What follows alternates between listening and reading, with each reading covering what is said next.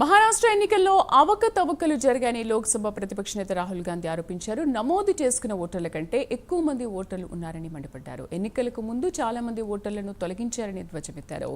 మహారాష్ట్రలో ప్రజల కంటే ఓటర్లు ఎక్కువ ఉండడం ఏంటని ప్రశ్నించారు. ప్రస్తుతం లైవ్ లో మాట్లాడుతున్నారు, చూద్దాం. Next step is we go to the judicial system, right? Also, we don't actually understand the main issue here. This is actually a small piece of the puzzle. The big piece of the puzzle is voter deletion. We don't know how many voters have been deleted where. We know how many have been added, but we don't know how many have been deleted. We suspect the number of deleted voters is bigger than the number of added voters. We suspect. So, sir, PTI, mic दीजिए. Sir, you are saying that. अरे give the mic.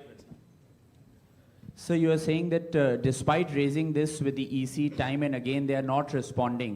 So do you think that also another way would be to go to the people and start a people's movement, or also could you approach the president about this?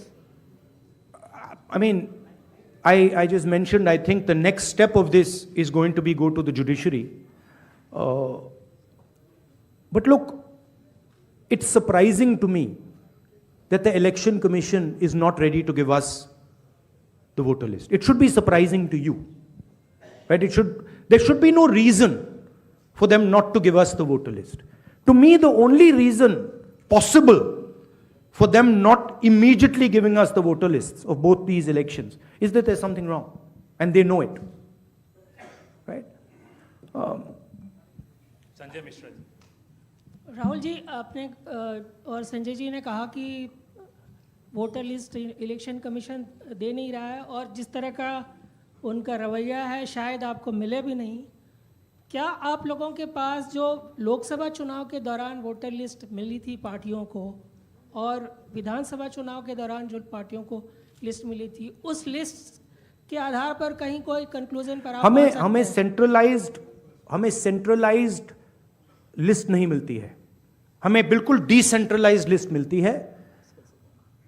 तो हमें centralised एक list चाहिए और हमें final list चाहिए जिस list पे voting हुई है लोकसभा और विधानसभा की. बड़ा सिंपल सा है, 15 सेकंड में भी ये इलेक्शन कमीशन हमें ये दे सकती है, बट नहीं दे रही है. मौसमी.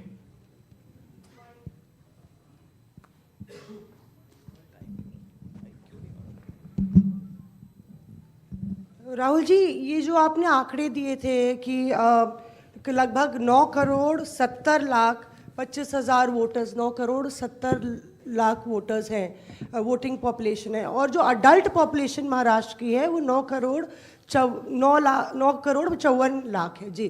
तो ये जो सेंसस क्योंकि 2011 में हुआ है, क्या हम लोग को इसकी सोर्स पता चल सकता, और क्या वो प्रोजेक्टेड पॉपुलेशन है 5 साल की अंदाजन निकाली गई है? That is the Union Ministry of Health and Family Welfare data. Right? So that is normally क्या होता है, जितने वोटर्स होते हैं उतने वोट ऑलमोस्ट कभी नहीं करते हैं. नॉर्मली अगर आप किसी स्टेट में देखें तो 85%, 87% कर जाते हैं ऑफ टोटल वोटर्स. यहां पे आई थिंक 102% कर गए. नहीं, how much, कितना है ये? 102% कर गए हैं. तो it is not only that there are more voters than actual people, it is that the voting percentage is 102%. Right? The actual voting percentage of this should be 15%.